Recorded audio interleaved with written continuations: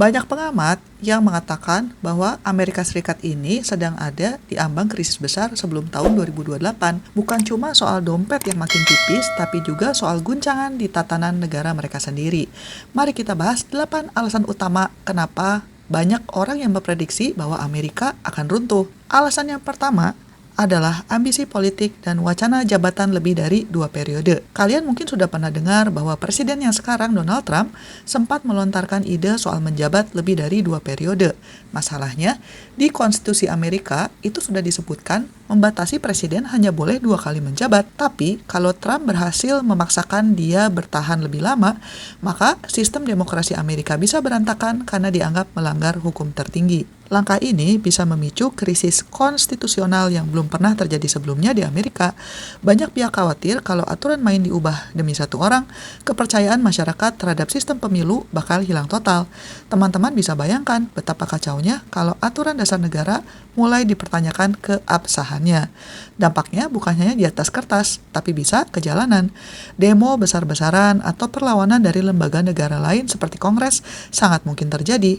Ini membuat orang memprediksi bakal ada ketidakpastian politik yang gila-gilaan sebelum 2028 kalau wacana ini terus digulirkan. Kemudian, alasan yang kedua adalah utang negara yang sudah tinggi banget. Tahu nggak kalau utang nasional Amerika itu ternyata angkanya sudah di luar nalar. Sekarang sudah tembus angka 37 triliun dolar lebih. Bayangkan, bunga utangnya aja sudah mulai menyalip anggaran pertahanan mereka sendiri. Banyak pengamat ekonomi yang ngeri kalau pemerintah Amerika suatu saat tidak sanggup lagi membayar cicilannya. Kalau utang ini terus membengkak tanpa ada solusi konkret, nilai dolar bisa anjlok drastis.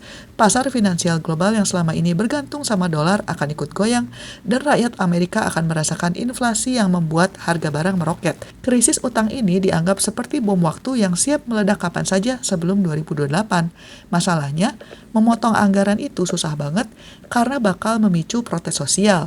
Tapi kalau dibiarkan, utangnya makin numpuk.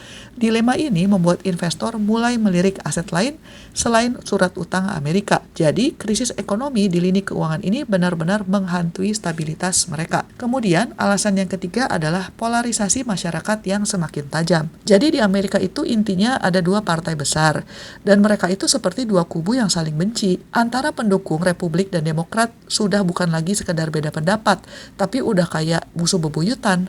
Kebencian ini makin subur gara-gara sosial media yang isinya bikin emosi. Ketegangan sosial ini membuat kebijakan apapun jadi sulit diambil karena ya pasti ada satu pihak yang menentang habis-habisan. Kalau masyarakatnya sudah tidak bisa duduk bareng, maka resiko konflik horizontal atau kerusuhan di dalam negeri jadi tinggi banget. Ini bukan hanya soal politik, tapi soal keutuhan mereka sebagai satu bangsa. Krisis sosial ini diprediksi akan mencapai puncaknya menjelang pemilu 2028 di Amerika. Banyak yang takut bahwa Amerika akan mengalami perpecahan internal yang membuat pemerintah pusat kehilangan kendali di beberapa negara bagian. Jadi, jangan kaget kalau isu perpisahan ini seringkali masuk radar prediksi krisis. Kemudian, alasan yang keempat adalah dolar mulai ditinggalkan. Teman-teman mungkin mendengar negara-negara lain itu mulai malas menggunakan dolar untuk transaksi internasional, khususnya negara-negara besar seperti Cina dan Rusia. Bahkan anggota negara BRICS lainnya mulai gencar cari alternatif selain dolar Amerika. Kalau permintaan dunia terhadap dolar turun, maka otomatis kekuatan ekonomi Amerika juga akan ikut melemah. Selama ini, Amerika bisa mencetak uang seenaknya karena semua orang butuh dolar. Tapi kalau itu hilang, maka mereka akan kena batunya. Inflasi di dalam negeri mereka akan makin sulit dikendalikan karena dolar yang beredar di luar negeri akan pulang kampung semua. Ini krisis lini ekonomi yang bisa membuat Amerika kehilangan status sebagai raja dunia. Prediksi ini semakin kuat karena banyak negara mulai merasa Amerika terlalu sering menggunakan dolarnya sebagai senjata lewat sanksi ekonomi. Akhirnya, negara lain mencari aman dengan bertransaksi menggunakan mata uang mereka sendiri.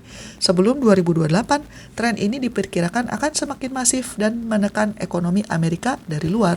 Alasan yang kelima adalah krisis kesenjangan ekonomi di Amerika. Jangan tertipu dengan gedung-gedung tinggi di New York, karena kenyataannya, kelas menengah di Amerika itu sesak nafas. Harga rumah semakin gak masuk akal, biaya kesehatan semakin tinggi, dan gaji tidak naik secepat harga kebutuhan pokok. Banyak orang Amerika sekarang itu hidup dari gaji ke gaji tanpa punya tabungan sama sekali. Kesenjangan antara si kaya dan si miskin sudah mencapai level yang mengkhawatirkan. Ketika sekelompok kecil orang punya kekayaan yang menumpuk sementara mayoritas susah makan, itu adalah resep yang sempurna untuk krisis sosial. Ketidakpuasan ini seringkali meledak dalam bentuk protes keras atau gerakan radikal. Lini ekonomi mikro ini sering luput dari perhatian, tapi sebenarnya ini adalah akar dari banyak masalah politik di sana. Rakyat yang merasa ditinggalkan oleh sistem akan cenderung memilih pemimpin yang populis atau ekstrim. Hal ini akan makin memperparah ketidakstabilan negara Amerika sebelum mereka masuk ke tahun 2028. Kemudian, alasan yang keenam adalah melemahnya dominasi geopolitik di luar negeri. Amerika sekarang tidak lagi jadi satu-satunya polisi dunia yang ditakuti semua orang. Munculnya kekuatan baru seperti Cina dan ketegangan di berbagai wilayah membuat pengaruh Amerika semakin kecil. Teman-teman bisa melihat bagaimana mereka kewalahan menangani konflik di Ukraina atau di Timur Tengah, tapi harus tetap mengawasi Taiwan. Kalau Amerika gagal mempertahankan dominasinya, aliansi mereka di luar negeri bisa mulai retak. Negara-negara sekutu mungkin akan merasa Amerika bukan lagi pelindung yang bisa diandalkan. Krisis di lini luar negeri ini akan membuat mereka semakin terisolasi dan kehilangan akses ke sumber daya strategis. Beban biaya militer untuk menjaga pengaruh di luar negeri ini juga membuat ekonomi mereka megap-megap. Amerika harus memilih, mau urus di dalam negeri yang lagi berantakan, atau tetap main polisi-polisian di luar negeri tapi utang makin banyak. Dilema geopolitik ini diprediksi akan mencapai titik didih dalam beberapa tahun ke depan. Kemudian, alasan yang ketujuh adalah perang dagang yang tidak kunjung usai. Kebijakan tarif tinggi yang sering diambil Amerika, terutama buat barang-barang dari Cina, sebenarnya seperti pedang bermata dua untuk mereka. Di satu sisi, mereka ingin melindungi industri lokal, tapi di sisi lain, ini membuat harga barang untuk rakyat mereka jadi lebih mahal.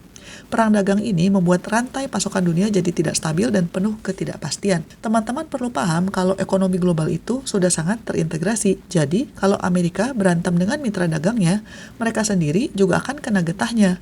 Perusahaan-perusahaan besar di sana mulai kesulitan karena biaya produksi yang semakin tinggi dan pasar luar negeri yang semakin tertutup. Krisis di lini perdagangan ini diperkirakan akan semakin parah kalau kebijakan proteksionismenya terus dijalankan secara ekstrim. Ini bisa memicu perlambatan ekonomi global yang ujung-ujungnya akan menyeret Amerika ke dalam resesi yang dalam sebelum 2028. Jadi, ambisi untuk America First bisa jadi bumerang untuk mereka sendiri. Dan masalah yang ke-8 adalah masalah infrastruktur dan perubahan iklim. Ini nggak kalah penting, bahwa masalah infrastruktur di Amerika itu parah banget.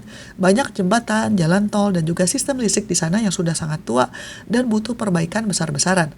Tapi dananya seringkali terhambat politik. Belum lagi ancaman bencana alam akibat perubahan iklim yang makin sering terjadi dan memakan biaya triliunan. Krisis di lini fisik ini kalau dibiarkan akan mengganggu mobilitas dan produktivitas ekonomi mereka secara keseluruhan. Bayangkan kalau sistem listrik mereka sering padam atau pelabuhan utama macet total gara-gara infrastruktur yang tidak memadai. Ini akan menjadi beban tambahan untuk ekonomi yang sudah kepayahan. Bencana alam yang makin sering melanda juga membuat perusahaan asuransi di sana mulai angkat tangan, yang otomatis membuat rakyat makin tertekan secara finansial. Gabungan antara fasilitas umum yang rusak dan biaya pemulihan bencana yang mahal diprediksi akan menjadi salah satu faktor yang memicu krisis besar sebelum 2028. Itulah sejumlah alasan kenapa banyak orang merasa Amerika sedang dalam bahaya. Menurut kalian gimana? Kira-kira Amerika bakalan bener hancur nggak? Silakan komentar di bawah. Sekian dulu episode kali ini dan selamat mencari kebahagiaan. Bye-bye.